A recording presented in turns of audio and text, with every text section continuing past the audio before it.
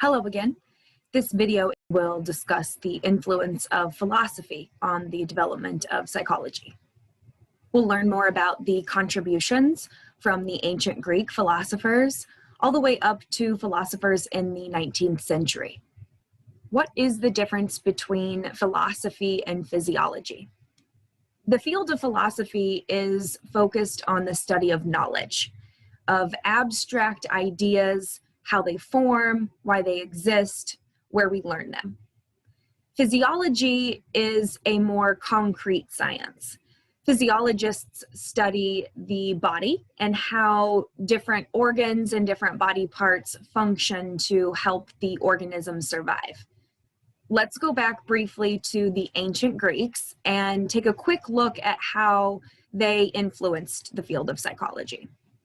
Although psychology was established in 1879, its roots go all the way back to the ancient Greek philosophers. Socrates, Plato, and Aristotle all studied the human mind and human behaviors centuries before psychology was even thought of. And they studied all kinds of topics. Things like, how do we learn? Why are some people different than other people? And how are they abnormal? They also studied memory, thinking, love, what happens after death. There's a variety of different topics that are associated with ancient philosophers. Most of those topics we still study today, but from a more scientific perspective. All three of these ancient Greek philosophers were alive several hundred years before the birth of Christ. Socrates was Plato's teacher. Plato was Aristotle's teacher. Socrates is known best for creating the Socratic method. It's the method of asking questions to draw out more questions, so that we can really understand an idea, a principle, an event from all perspectives. Socrates did not publish anything. We only know that Socrates existed through Plato's writings, which survived more than 2,400 years. We still have many of his original writings. Socrates was actually executed because the community felt like he was corrupting the youth with his progressive ideas.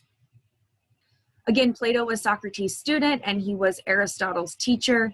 He's best known for writing about his ideas regarding the mind, the body, and the soul, and the connection between the three of them. Aristotle is best known for his emphasis on the experimental method, the idea that if you change one thing and observe what happened after the change, if you do that enough times, you can come to understand the relationships between variables better. These three philosophers contributed to what we call epistemology, the study of knowledge and its roots and its nature, how we acquire it, and what is knowledge? What do people know? Epistemology is part of philosophy. Their contributions contributed to the foundation of not only psychology, but also modern science and philosophy as well. Centuries later, Copernicus, Vesalius, and Bacon also contributed their ideas. Some historians suggest that modern science was born in the 1500s, specifically in 1543 after two events occurred. First, Nicolaus Copernicus published his heliocentric view of the universe. He was the first to publish his ideas about the sun as opposed to the earth, the sun being the center of the universe. Andreas Vesalius also published his work about the anatomy of the human body, which was the first full-length, comprehensive book detailing the human body's anatomy. A few decades later, Sir Francis Bacon was influential in popularizing the scientific method. He did this during the time when we were transitioning from the Renaissance period to the age of the Enlightenment. And Bacon was an English philosopher and statesman. He was involved in politics in England, but he was also a big fan of the scientific method, and he spoke about it, wrote about it, and encouraged others to use a more scientific approach to observe the world, as opposed to the traditional spiritual explanation for why things are the way they are. Bacon is also known as the father of empiricism, which is the idea that knowledge is gained through experience, reflection, learning, the environment. Empiricist starts with an E, experience starts with an E. I try to remember that connection using the letter E. Bacon also advocated for a more inductive approach to studying the world. Up until this point, deductive reasoning was the prominent way of studying the environment. Deductive reasoning is going from a very general concept down to something very specific, whereas inductive reasoning starts with specific observations about the world, about the people you see, the animals you see, and draws broad conclusions about those specific events. In the 17th century, two more philosophers, Descartes and Locke, both made contributions to psychology. Keep in mind that in the 1600s, the Catholic Church's authority began to diminish, and scientists began to break away from the church and come up with their own ideas about the origin of the world and how things came to be the way that they are. At this time, there was also a spirit of mechanism.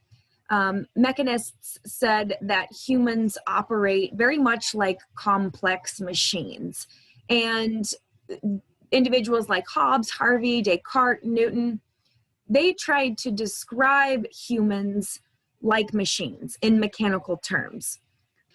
Not only were philosophers and scientists thinking about the world in terms of machines, but the public, the general public, was also very much interested in likening things to machines.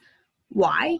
Because machines and some of the inventions that you use every day were beginning to be invented 1500s, 1600s, 1700s. René Descartes, it's probably a name you've heard before. It's pronounced Descartes. He was a French philosopher and mathematician. He was raised in the church by fairly strict parents. By the time he reached age 18, his curiosity about the world led him to leave the church and begin to study the world from his own perspective. Interestingly, he spent his entire life afraid of retribution from the church. He was afraid that they would try to make him look bad, hurt his reputation, say things about his family members. So he did not publish his work until after his death. He had other people publish his work so that the church could not come after him. Keep in mind, too, that in the 1620s, at about the time that Descartes was active and publishing his work, Galileo Galilei and Sir Isaac Newton were also perfecting their theories. All three of these individuals relied on philosophy, math, and science to develop their ideas. Descartes promoted what we call dualism, this idea that the mind interacts with the body. He's also known for modeling. He did this using numbers. He was a mathematician, so you see he has lots of formulas, and he refers to different parts of the body using letters and numbers instead of phrases. In the 1600s, there were also a few other ideas floating around, starting to take hold. Descartes had a role in popularizing rationalism and nativism. Rationalists said knowledge develops from reason and logic. Plato and Socrates were fans of the more rationalistic approach. Remember, empiricists say knowledge develops from experience. Rationalists believed knowledge comes from thinking about information and learning in that way. Nativists said that some knowledge is actually innate, that all humans are born with some information. Plato was also a supporter of this idea. Descartes had some interesting ideas about the human mind and behaviors. He was wrong about some of these ideas, but he was one of the first individuals to promote these ideas. That is why he ends up in our psychology textbook. Descartes believed that humans have minds and animals do not. He was not talking about the brain, he was talking about the abstract mind, what we call psychology today. Descartes suggested that humans can control their reflexes while animals cannot. And one of his most interesting ideas is the idea of animal spirits. Descartes believed that reflexes work through these animal spirits. And animal spirits are these tiny particles in our blood that send signals from our body to our brain about how we need to respond. So you see in the image here, it's one that's commonly associated with Descartes. In order for the human to understand that the hot fire is hot, these animal spirits have to travel throughout our body to send those signals. His ideas led other people to test those ideas and come up with more accurate ways of representing human psychology. John Locke is another philosopher.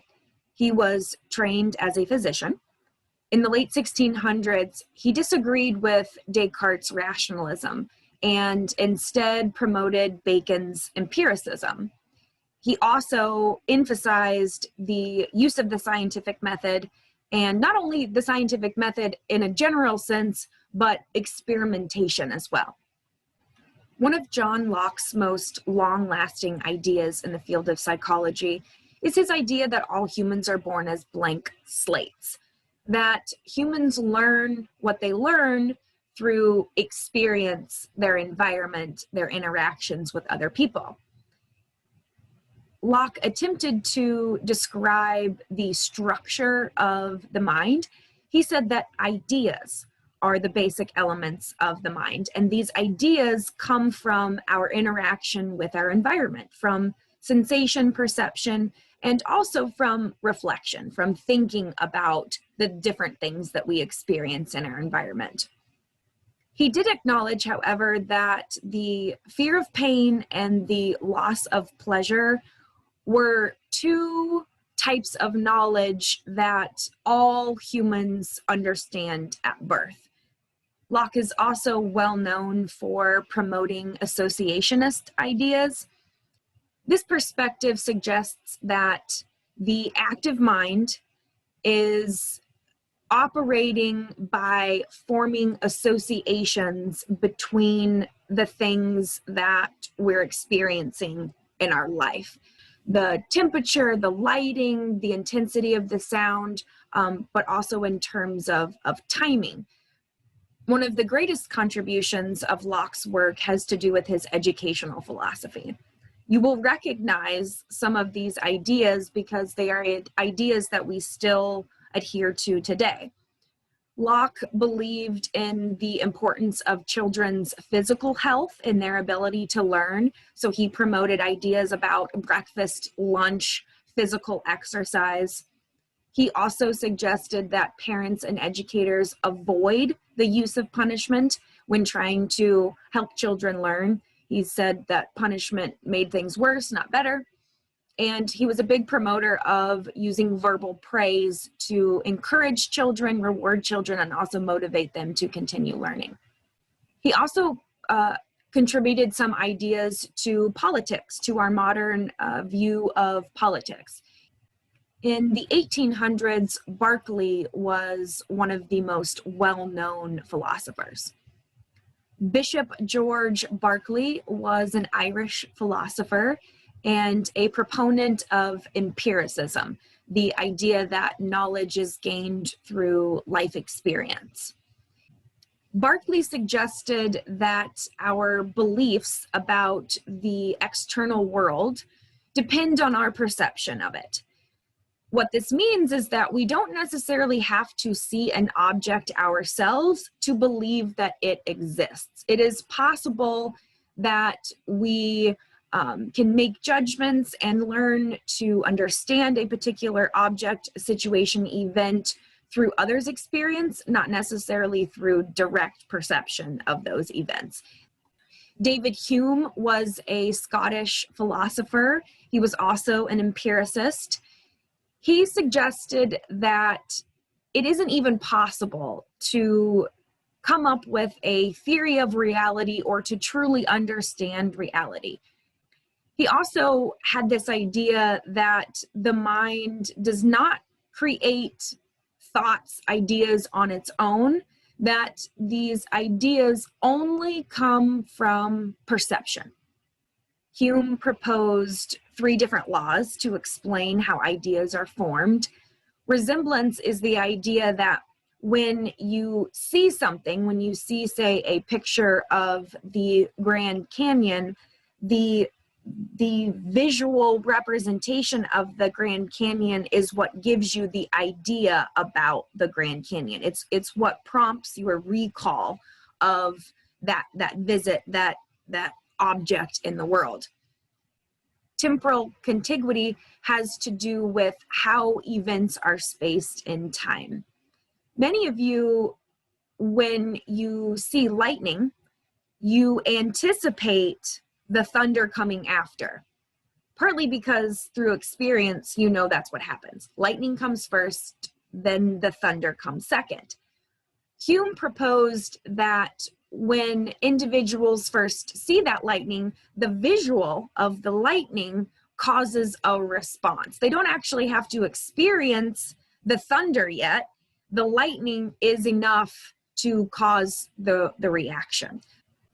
How did Mill and Leibniz contribute to psychology in the 19th century? John Stuart Mill was also a philosopher and an economist in the 1800s. He is well known for his rejection of commonly held attitudes about women at the time. He actually introduced a voting rights bill to Parliament in 1866 and was a big supporter of the education movement in the mid-1800s. In 1843, he published what is one of his most well-known works in the field of psychology, A System of Logic. Mill had some ideas about how principles from the natural sciences could be applied to ideas in psychology, not only legitimizing the field, but also contributing to an all-around better understanding of human psychology. Here are 3 of Mill's principles.